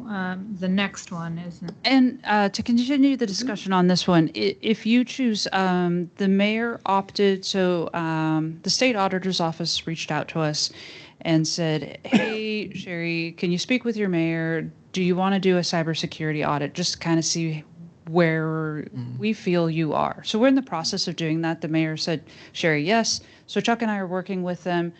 We don't have those results back yet. If it's something that you want to wait for those results and maybe add this decision card at a different time, that's certainly something we can do. Any of the decision cards that you have that come from the general fund, you absolutely in the future can say, what, we might want to add that once we figure out our problem, right? We don't have enough money coming in. How are we going to solve that? Are we going to do a B&O tax? Do we all agree with the B&O tax? Okay, then we have some money and we can add some of these other things like this system. Those are options that you have.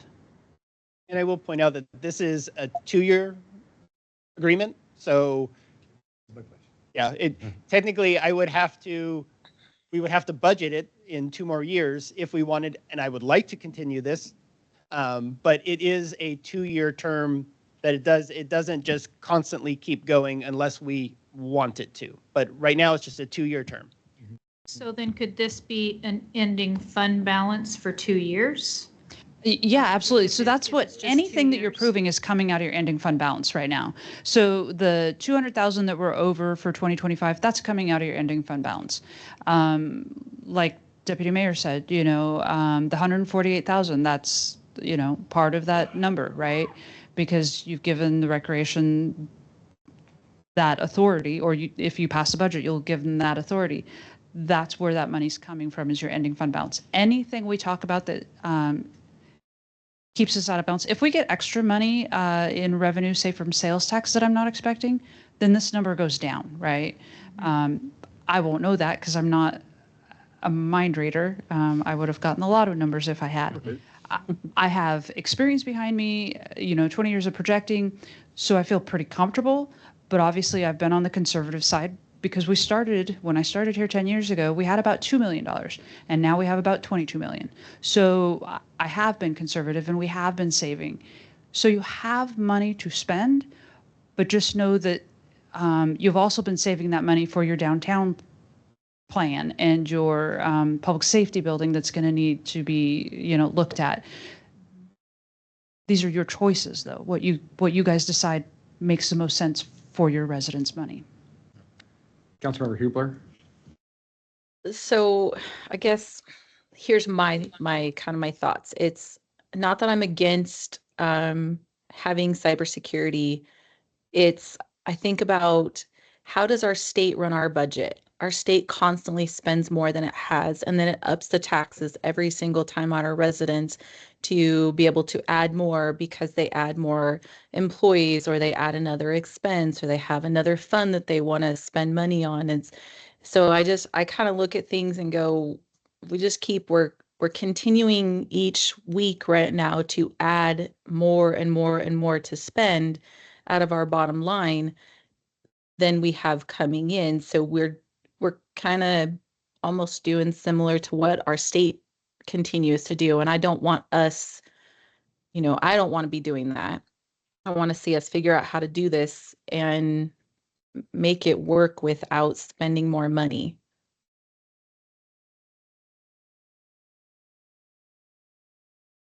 Most of the decision cards, though, they do come out of their one-time expense. They're not recurring, so they don't come out of our revenue, right?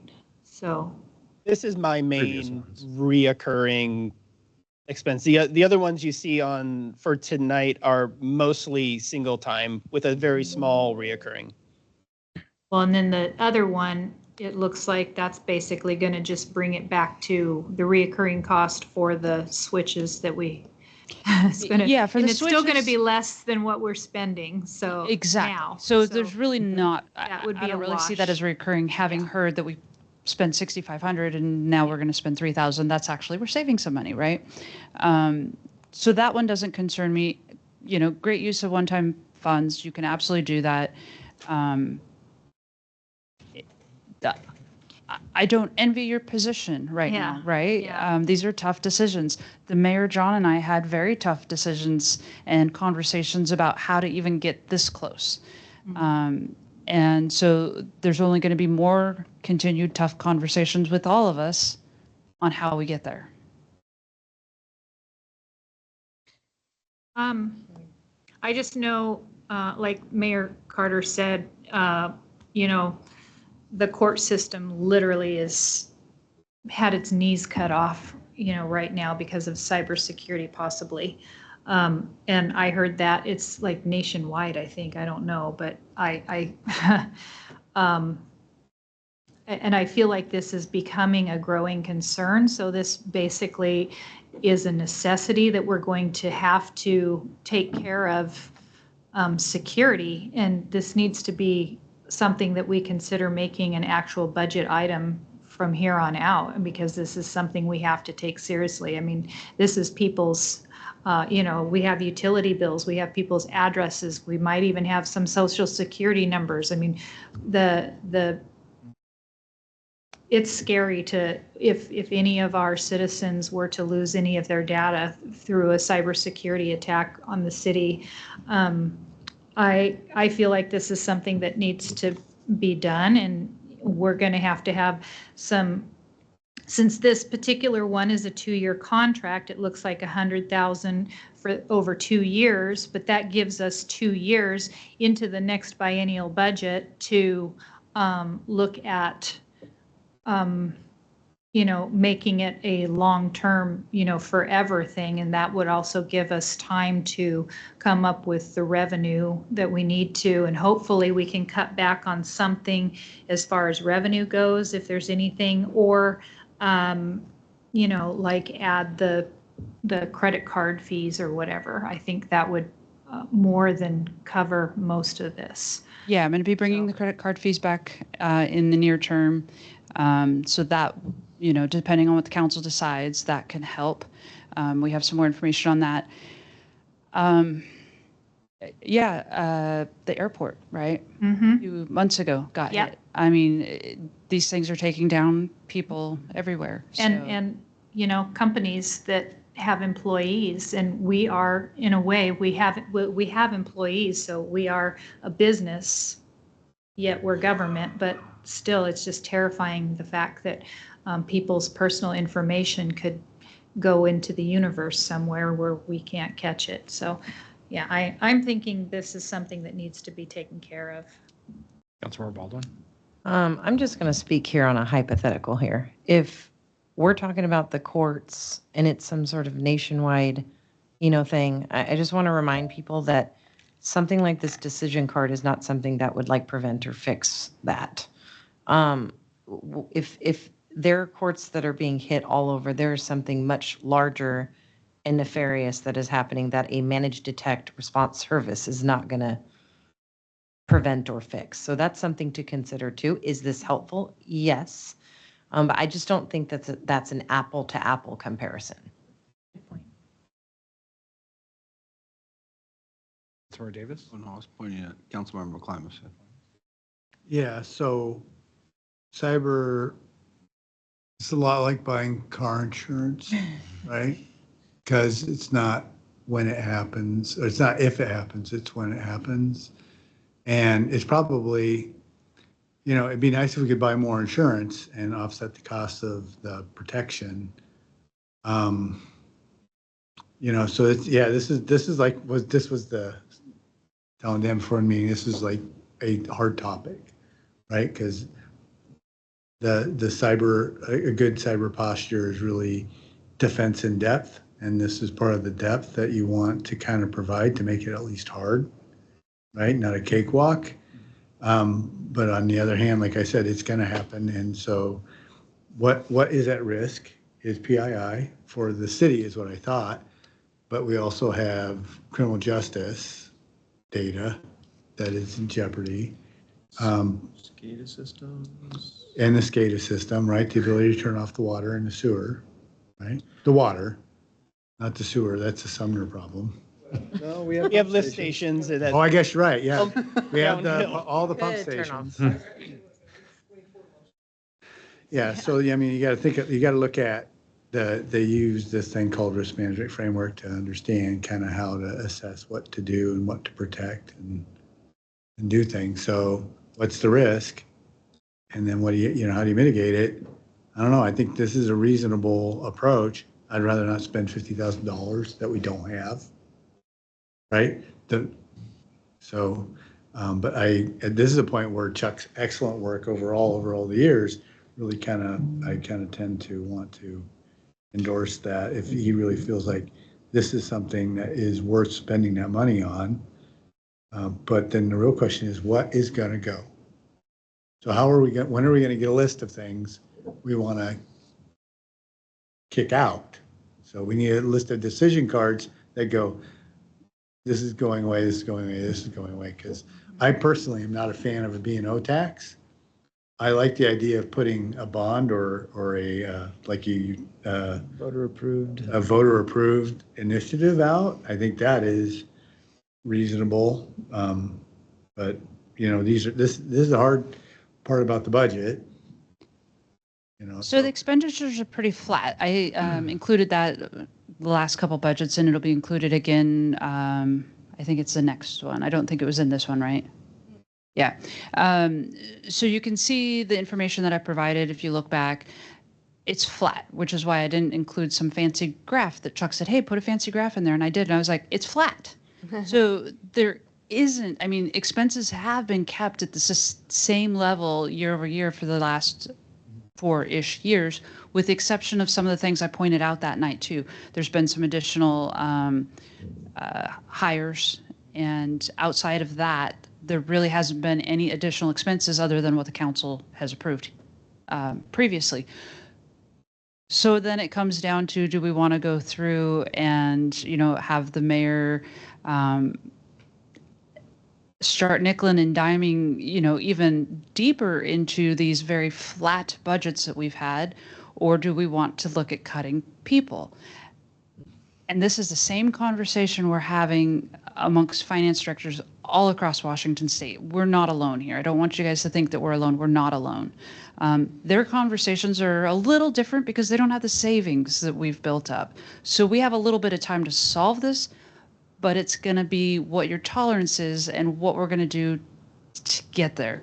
Do you want to get rid of people? Because I hear people are important. In fact, we kept 3 people in the budget that we discussed. We kept them on the ARPA interest, right? The interest we earned from ARPA. Or are you going to want to try to put out a voter tax for public safety? There's that, I think it's 0.1% tax that we can add on sales tax, but it has to be voter approved. Are you wanting to do the B&O tax? Are we going to want to pass on the credit card fees? I'll tell you right now, the credit card fees, I believe, are close to $500,000 the city's paying each year. It's a lot of money. But the majority of that is your utility payers. So that's a conversation we're going to have. Is that something, most people aren't going to want to pass that on to the utility customers. So when I say we are going to have to start bracing for some difficult decisions, that's absolutely what we're going to have to do. How we solve that, I don't have the answers to. It's going to be what the tolerance level is and whether it comes down to letting people go or increasing revenue.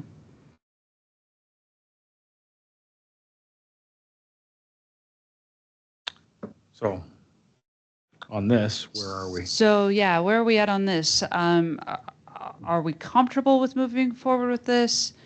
If we're not, is it something, okay, 2, 3, 4, I think I saw 2 yeses here. So I have 5 yeses. So we'll go ahead and put this in the budget and 2 noes. 3 no's. 3 no's. Is there 3 now? Yeah, I got Hubler A and virtual no. Does that count? And Baldwin, right? Yeah.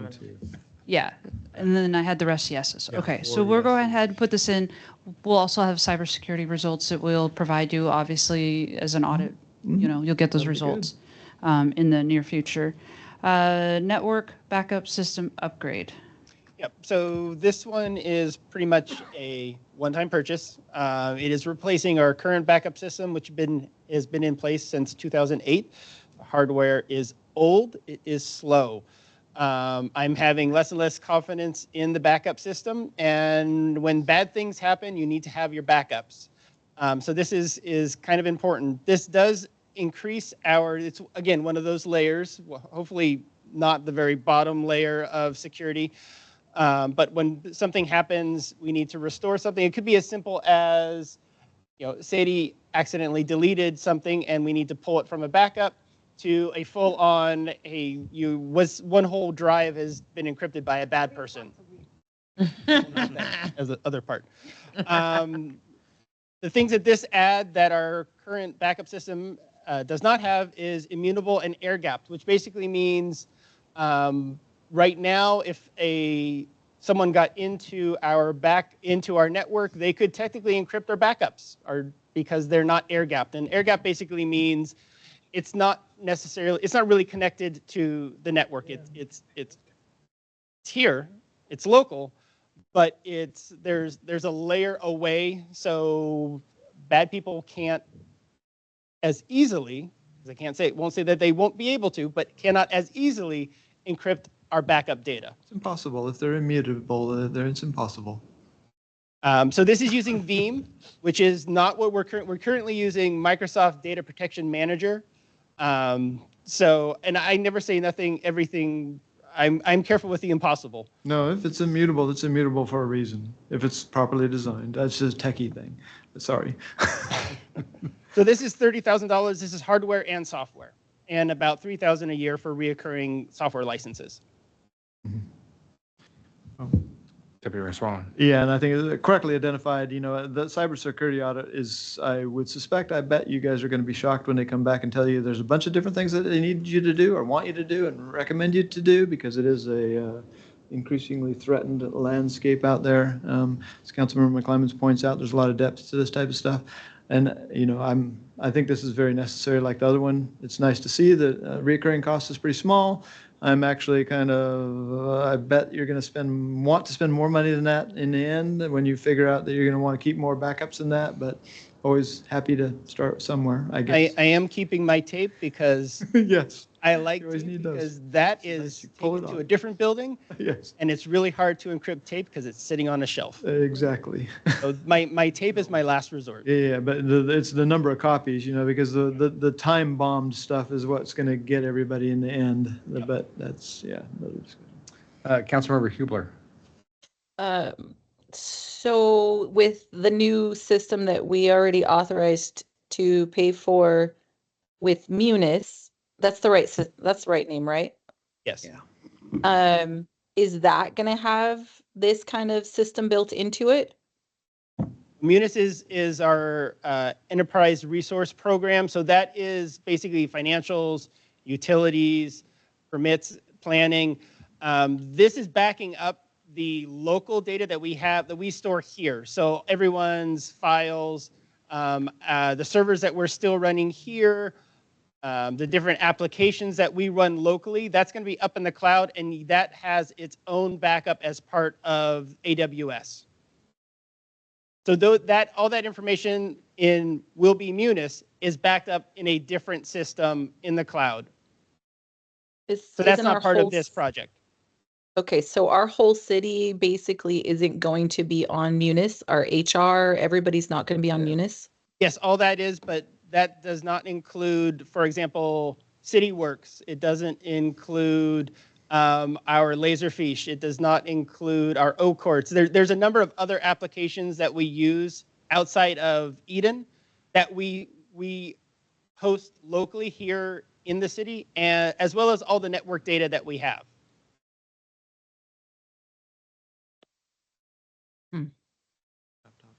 which is right now in terms of just virtual servers and data, we're somewhere around 14 terabytes.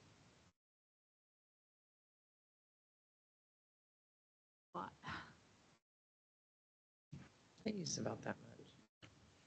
Yeah. This is not what we were.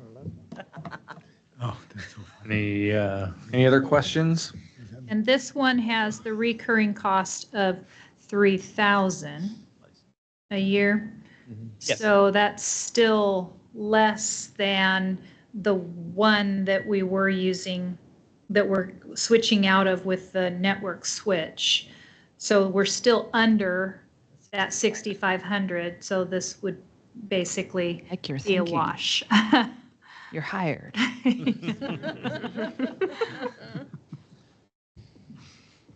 Are we giving a? All right. Thumbs up, Yeah. thumbs down. Thumbs up, 1, 2, 3, 4, 5. I've got 5 at least, so that's a yes. Okay, and thank you, Councilmember Hubler. Copier replacements. Yeah, so right now we have a number of copiers, obviously, in the city. These are also every department's main printer, so they print, copy, fax, scan, et cetera, et cetera. The police, the executive, so second floor copier and the main copier in the court admin were purchased in 2018. They're a 6-year life cycle, so we're coming up to replace those. As Sherry has mentioned before, we've always liked to purchase over lease when we were not cash-based. We are cash-based now. Purchase price is cheaper. It is about, it's about $9,000, $10,000 more at the end of the lease because you're leasing and you're paying interest. So over the course of a 60-month or 5-year lease, you end up paying more than the original cost of the machine. The service and supplies, as you can see, is basically 0.1 for black and let's call it 7, we'll round up, for a color page. That pays for the toner, the maintenance, the company comes out and cleans and services the machine for the life of the machine that we use it.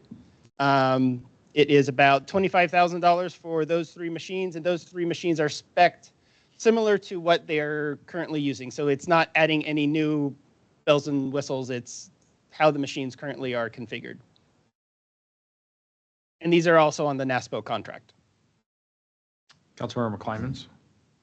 So there's a theme I'm seeing with a lot of things, which is, I know what you're. can we buy one and stage it as a replacement for failure of one going offline, and hedge our bet here so that we're not trying to replace everything all at once, but we'll replace them as they fail. And, but we'll buy one now so that if the courts goes down, I'm assuming the court's probably the most heavily used one. I'm not. Probably Sadie's. Probably Sadie? Yeah. Really? Okay. And this is 3 machines. The city has 7 spread across 3 different buildings. Yeah, again, the same thing is that, if you have one that you have and you use it for the one that fails and then you order another one, then we don't have to take a big hit all at the same time. I'm thinking the same thing in terms of sewer pumps and generators and all these other things, is that we keep buying like 3 or 4 of these, instead of saying, okay, let's buy one, which is the replacement. And when we actually have to replace it, then we use it, right? And then we order new. Anyway, but that's an executive function, not a council function. No. Council can encourage. No, that I fiscal actually, if I may, I haven't had a chance to talk to Chuck about this, so this is I actually like your approach, except I think what I would do is, what's the lag time on getting a copier? I think you could get a copier pretty quick, couldn't you? To have them to get it, have it configured, it's not a huge amount, but you're probably looking about a month. Okay. So with this one, I can feel the tolerance level is like, gosh, we're spending money. We don't really want to add taxes. This is one, in my opinion, that Chuck has it for 2026. If you wanted to wait and see where we're at the end of 25 when it comes budget amendment time. You can certainly ask Chuck to bring this back at that point, and we can discuss it then, because it's not something that's on the table for 25 anyways. Are we needing a new copier, at least one, like right now? Is anything? No, the idea is, it was to replace these 3 and 6, but I try and spread it out. So I'm not asking for 7. I'm only asking for 3. I don't disagree with that concept. My concern is, as we stretch out the continued use of it, we get to a point where now I have to replace 6 because I can't find, they're telling me there are no parts, they're going to be extended downtimes, and I don't have a budget to replace 6 because we've tried to do it, piecemeal, have one replacement at a time. But I'm happy to, because this is 26, I'm happy to hold off on this and bring it as a budget amendment, and we can see how things are going with these machines in another year. Councilmember Fullerton? So you said that we have 7 copiers for 3 buildings. Correct. And you're asking to replace the 3, so you could put 1 in each building, 1 in each of the 3 buildings as a replacement. Maybe, I don't know, but.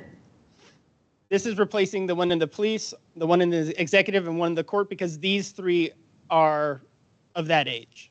Okay. So they're already at 3 different buildings. That's why you need 3. These are technically 2 buildings, executive and quarters. This building and the PD is the second building. Yep. Gotcha. Councilmember Rock? If there are 7 different ones throughout the city and one of them breaks, I don't replace I get it. It's different for the city. They have to have functioning equipment. Why are we replacing 3 copiers that are still perfectly fine and fully functional? And if one were to go down, couldn't we just redirect to another printer for the couple of weeks in the meantime until we got the new one and got it up and running? That's my thought process. I've had a printer go out at home and I've had to run into the office to print stuff. And is it inconvenient? Totally. But do you find a way to make it work until you're back to functioning? So just a thought. Part of this also, and I'm not trying to sway one way or the other, but for example, police, their faxes come into that copy machine, and then they're converted to PDF and emailed out. If that machine is gone, yes, they can print to another one, but that fax for police documents, and police in court just love faxing. They can't get away from faxing. Those functionalities are a lot harder to redirect because that's still, unfortunately, a copper line going to that individual device. And you haven't. What we're still doing. You haven't, right, that was you haven't replaced that yet? We have not replaced that yet. Maybe. Lumen keeps knocking. Somebody might want to put that on their list somewhere of, a cloud-based fax service or something. Some people have confidential stuff. Oh, indeed. Yeah. You gotta cover those Printing it things. somewhere right? else and not having someone standing right there to grab it. Right. Yeah, exactly. So, but Chuck knows all the details behind all that stuff, obviously. My comment, I agree with Councilmember Rock there too, what she was talking about. But, I would think maybe if this is a little ways out, I would like to understand more of the details behind that lease versus own versus rent kind of stuff and how that plays with our budgetary requirements and reporting requirements, because, like the managed print service, is that, is this part of that? DES has, you mentioned the national contract. Is that the same one they're kind of hanging on? Because a lot of people will use the outright managed print services where you don't even per se lease, you're just paying a monthly fee. And, but again, if this is a little ways out, could we have that kind of a detailed conversation at the Finance Committee and kind of look at issues long-term and see, make a recommendation from there if that would be appropriate? Yeah. Yeah, no problem with that. Yeah, we can scratch this one off for now and come back to finance as well as, eventually council, and also give us time to work on the budget. Okay with you guys? I love it. Perfect. That's what we'll do. That one's crossed off. And the last one is the MiFi. Yep. So the chief and I can tag team this. If you want to start and I'll take over, or you want me to just go for it? Why don't you go for it and I'll answer the operational questions. Okay. So we have gone historically with the police have had, they need obviously an internet connection in their vehicles. And we've bounced around for the last 20 years with different ways of providing internet into the vehicle. We have gone from basically like USB modems where they plug it into the laptop and it's a cellular USB modem, and that's how they get it just to that device. We did that for many, many years. We used Cradle Points before to try and make it a little bit more persistent connection. A number of years ago, when we first went back to Panasonic ruggedized laptops for the police, I had the police test out 3 different methods. One is police laptops can come with a built-in cellular with hardwired antennas up on the top of the vehicle. The tried and true that we've used before, the USB modems that plug into the back. Good old hotspot on your phone. Had officers go out and test that. At that point, they said, you know what the best coverage is? The phone. I said, great. That's the cheapest method. So we went with that. The problem we're finding is that the phone obviously has a limited connection. So when an officer has their laptop in the vehicle and they're working on something, they have to get out of the vehicle and go talk to someone. If their phone is on their person, which it should be, they get out of range and they sometimes have to wait for it to reconnect. Most of the time they have to wait for it to reconnect and then sometimes reconnect the VPN to be able to continue working on with that motor stop. So this year, again, I provided them with a USB modem. They already have a hotspot as well as a MiFi. And the MiFi is basically just about the size of a deck of cards. And it is cellular, but it provides its own wireless network. And you can have between 5 to 10 devices connect to that MiFi, where your cell phone, you can have 1 device.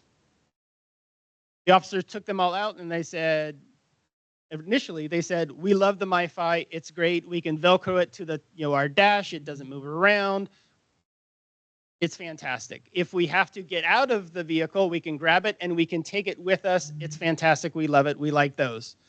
Gave it to a couple different officers. A couple of other officers said, no, we like the modems. But the majority of them that tested it out said, we like the MiFis, which is why we're bringing that forward, because it's something new. It's one for every person. So it's in the patrol. So it's the decision card is for 35 of them. The physical device itself is basically free from Verizon. So it's just the monthly service cost, which I believe we quoted at about $35 per month per device, which is where you get up the $14,000 annually. Are there any questions? Or if you'd like to chime in. I'll jump in a little bit.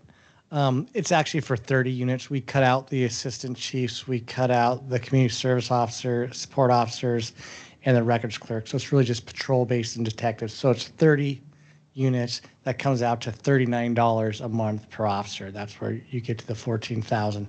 Instead of buying these items, this is part of a lease. So we pay a subscription base, and that gives us the device and the cell service. So we're not buying a technology that 2 years from now is out of date, and now I'm coming back to you and saying, hey, now I need to update it to a new technology. We can currently operate without these, right? The obvious question is, well, why doesn't the officer just leave the cell phone in the car and then we don't break connectivity? Because we also use the cell phone as our camera. So when we get on scene of an incident, we go in right away. Instead of having to buy cameras, bring cameras, do all those kinds of things, they actually use their cell phone as the camera. You want to be able to take crime scene photos right away before the fire department comes in and touches anything. So those lifetime photos are very important to us. That's why the cell phone's a great device. It's also good because we can email to people, hey, send me a picture of the suspect. We can email that over the phone. They have that information device. So that's why they're bringing the phone with them. Right now we're operating without this. We're certainly operational, but this is what I would call a gap in our operations. So Officer Berry is on a call, and then another officer calls for a backup, and I'm inside that car, inside a house, and the phone's disconnected. I'll get the address of where they're at. I can run back, but now I can't log into the computer. So as I'm going there, I'm not getting any of the updates, what the suspect looks like, what the description of the car is. Dispatch will give you those as time permits, but there's other people on the radio. So we're losing gaps. When you have an emergency situation, we don't let our officers say, hey, I want you to drive fast through red lights, through traffic, meanwhile putting all your passwords in, right? That would be insane. So they can't do that. So they have to either sit there, log in, which delays their response time, or they go without being logged in, and that delays the information they're getting.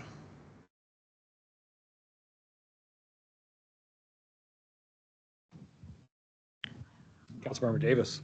So you said currently they're using their hotspots on their phone. Are we being, on the current bill for that, are we being charged for a hotspot use already for their cell phones that we could then no longer use if we had the MiFi? To reduce that bill a little bit? They are, the hotspot on our plan is $5 a month, additional to, the cellular service. There's been talk about that. However, the police would really like to still have that capability.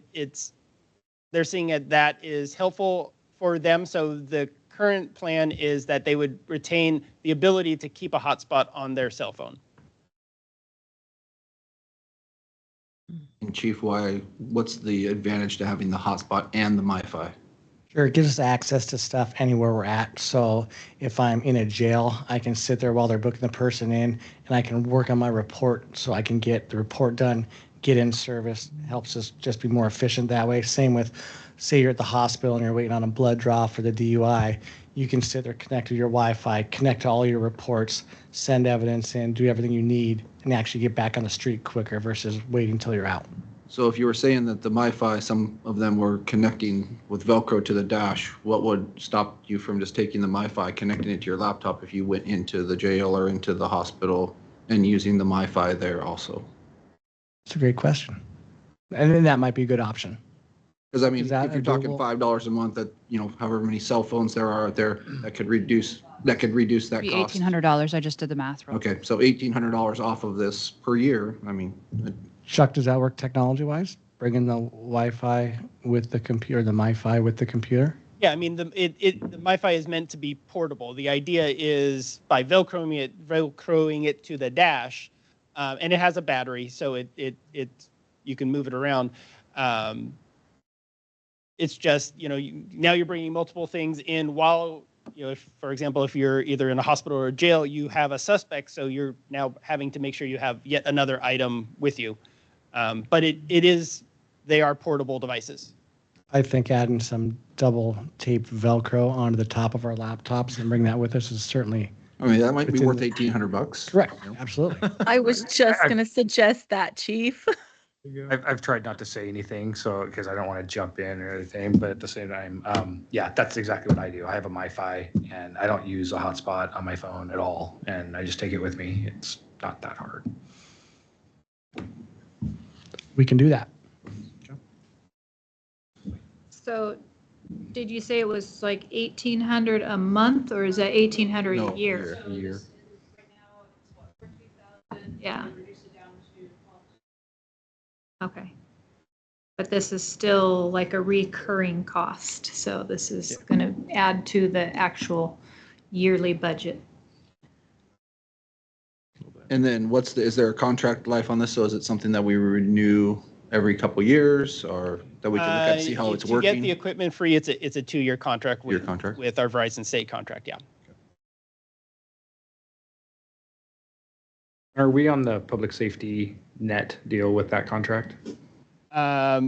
We are using Verizon's public safety, yes. Okay, so we get first access basically in emergency and all that kind of stuff? Yes. Okay. And now these devices,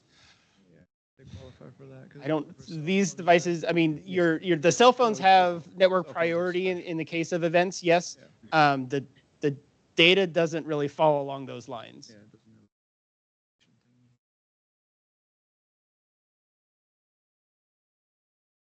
Oh, I guess further comments? Oh, yeah, Deputy Mayor Swan. No, I just wondered, thank you for all the discussion on these great items. The separate conversation about, because I know we looked at finance, if there was a need to, I would love to vote for a fully balanced budget, right? That's where my goal would be. And I don't know if the administration will be able to supply because we're talking about passing this budget by the end of the year. that's how that works for the council members, shortly here, next couple of weeks, probably. If there's anything in there that, the mayor, obviously did a great job in going through the budget, cutting everything, and it's like, well, this is what I got.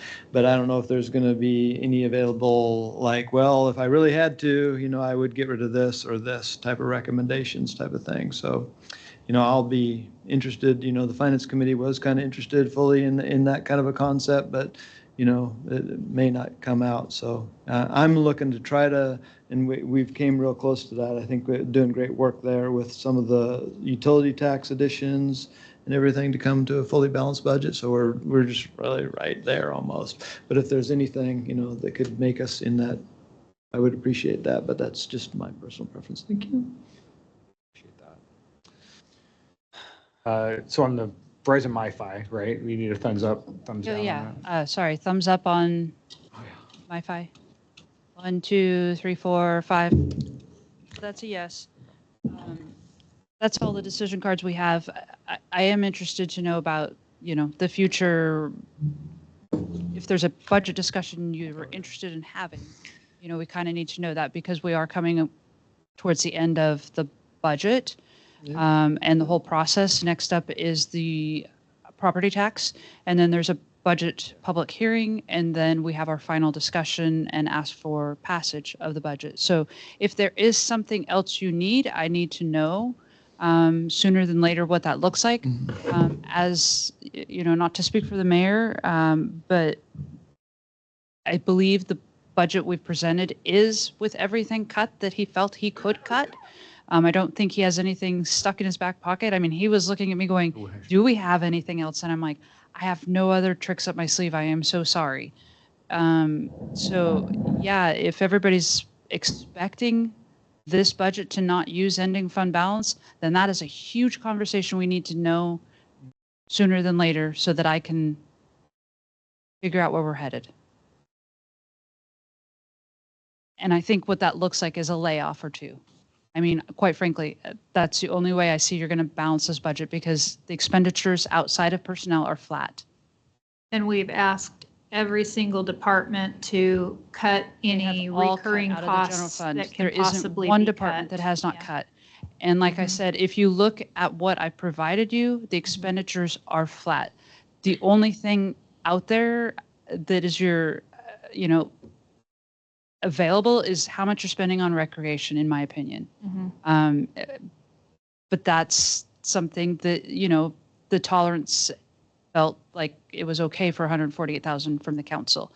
If you're not feeling that, then that's a discussion we need to have and what that looks like and how we move forward for 25, 26. Personally, I think we're close enough for 25 that I would make this discussion a 26 discussion for the budget amendment. And whether or not, that's a time that you want to look at cutting or. Go ahead. Yeah, and when are we talking about possibly the credit card things? When is that going to So I have the information, so I'll be bringing that back to Finance Committee. That's going to be, again, a discussion of, do you want to pass this on to your utility tax folks? Because that's who's paying for that. The majority of that, off the top of my head, after working 14 hours today, I think it was $323,000 is coming from utility tax payments. One thing the Deputy Mayor and I talked about, I think at the end of the last meeting with Munis, we have to get all new information from folks. So I think at that point we can try to really encourage people to sign up with ACH, so their checking account instead, because that's at no cost to us. And if we encourage that, that's going to reduce the cost to the customer. It's going to reduce the cost to us. And we can maybe, have that conversation at that time. Hey, if you don't, the council's decided that they're going to pass this tax along to you. I think there's options there. I don't think it has to be solved, tomorrow that you're going to pass this on to the customers. I don't think that my personal feeling on the utility tax is that's not something people are going to want to pass on. Well, it's not a tax. I'm sorry, the utility, the credit card payment. Yeah. I'm not sure that people are, the tolerance is there to pass on 323,000 back to the customers. No. But it is a conversation. Chuck said we're going to have to get all new information in our system, so we can certainly have, when folks call in, they can say, hey, the council's decided that they're going to start charging 3%. starting 2026. So did you want to sign up for your checking account instead? That's at no cost to you. I think that's a different conversation than, hey, council charged 3% now. I think that's the way you go, right? Is that you encourage that, but then, we shouldn't be paying out all this credit card money either. And so that's a convenience fee. If they really want to do it that way, then there is a fee, right? That they pay that fee, would be my thought. Councilor Rock. When you use a card, you pay a fee. Like that across the board seems to be the norm everywhere that I pay a bill. If I put it on a credit card, I pay a fee. I can't believe that the city has been absorbing that cost this whole time. Again, they can set it up so that it is on a debit card, but in my opinion, it's ridiculous that we've been paying that. I would agree with that. It would be good to fix. But that's a different time. Yeah, that'll be We coming are- back to Finance Committee sooner than later. Okay. So with no other discussion, we're adjourned. I was counting. Enough is enough. Yeah.